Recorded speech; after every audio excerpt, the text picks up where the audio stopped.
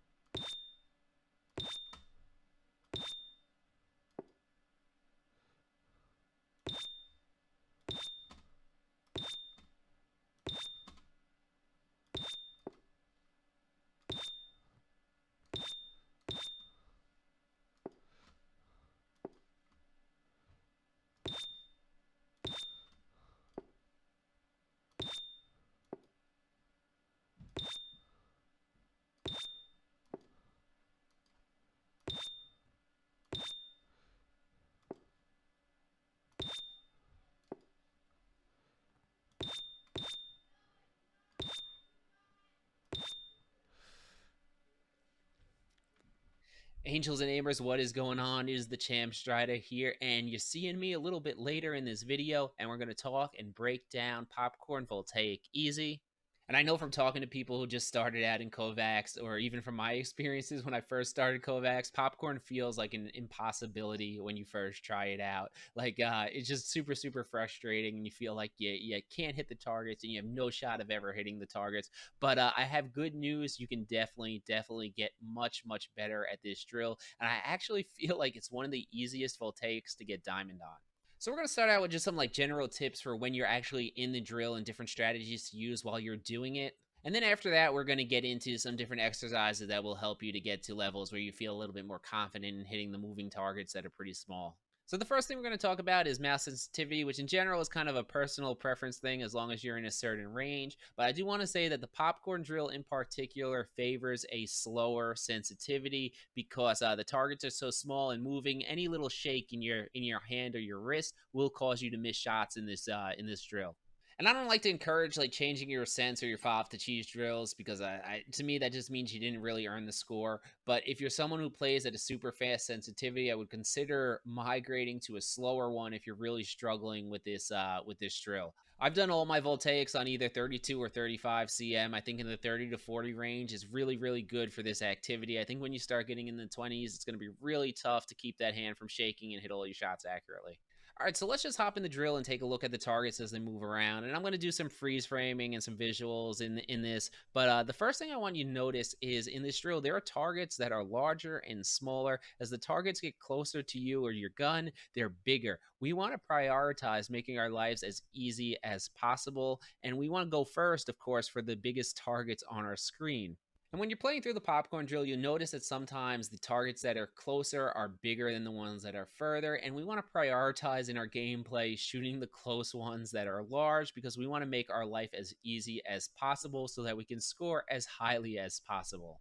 So when we have multiple targets on the screen, we always want to prioritize the easiest shot possible. And what happens then is some of those further popcorns, as they bounce, they're going to get closer too, and they could turn into an easier shot. So you can sometimes chain a few of these together. Speaking of making our lives easier, even though they don't always travel or pop the same distance, the popcorns have a very specific moving pattern where they go down, they stop at the top for a absolute fraction of a second, and then they come back down. The easiest point to shoot these targets as they're bouncing is when they get to that top point where there's a millisecond of a pause before they come back down. This is where you want to shoot them.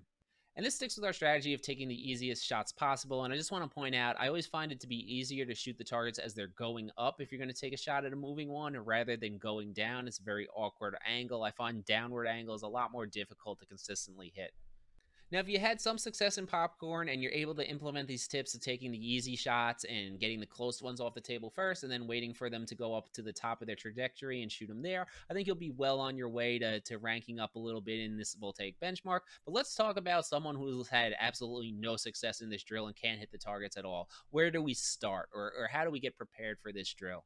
Step one in most of these moving click timing drills is to get into the free play mode of the drill, hit escape, and change the time scale down to about 50% to start. And what this does is it helps you to build some confidence and get used to the movement patterns of the targets because they're moving much slower. So it's a lot easier to hit and spend some of your training time shooting these targets while they're moving slower. And then when you're able to consistently hit them, you can move the speed up. And while this method is pretty good, I think the best way to train is combine this free play slower mode with adding a few different activities to your training that will help you build your fundamental skills to get better at hitting these popcorn targets. So the first thing we want to familiarize ourselves with is tracking the movement patterns of these popcorn targets. And if you look at your favorites list, Voltaic just included a playlist in Kovaaks that should be already favorited for you. It's called Voltaic Smoothness Easy. And I can't sing enough praises about this playlist. It's really great. I've been doing it every few days and adding it to my own training. The more I do the Voltaic benchmarks, the more I realize how important smoothness is in some of the activities. But since we're just focusing on popcorn here, we're not going to do the entire playlist. We're just going to go to popcorn, goated, tracking, easy, invincible. And what this activity helps you do is it helps you to get used to the movement pattern in these popcorn activities. And by keeping your cursor over them in a nice, smooth manner, it'll help you better track the targets that at some point you're going to be clicking in the actual popcorn drill. Because what winds up happening is when someone's struggling with popcorn, I think they wind up putting their cursor just in front of where they think the target's going and trying to time the click, and they never actually develop the skill of tracking or staying smooth on where those targets are going. And it's very beneficial in popcorn if you can start like at the bottom of the target's trajectory, track it up to the top, and then click on it as it hits that. So I hope you follow me here, but I think it gets rid of a little bit of the guesswork in doing the popcorn drill where you're just kind of predicting where the target's going to be and trying to click it as it gets there. And ideally, in some situations, you want to just follow it, and then when it stops, you click it. Now there is another activity in the Voltaic benchmarks that has a very similar movement pattern as popcorn, and that's bounce 180. But my problem with training that is the targets are just so big that I don't think the skills that you learn in that really translate to doing popcorn.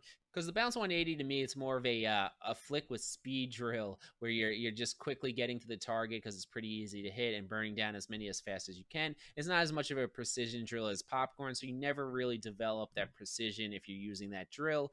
But what you can do is go to bounce 180 small, where the targets are about half the size of the targets in bounce 180 voltaic, but they're about double the size of the target in popcorn. So this is a really good place to train and get comfortable hitting those bouncing targets while working a bit more on your precision.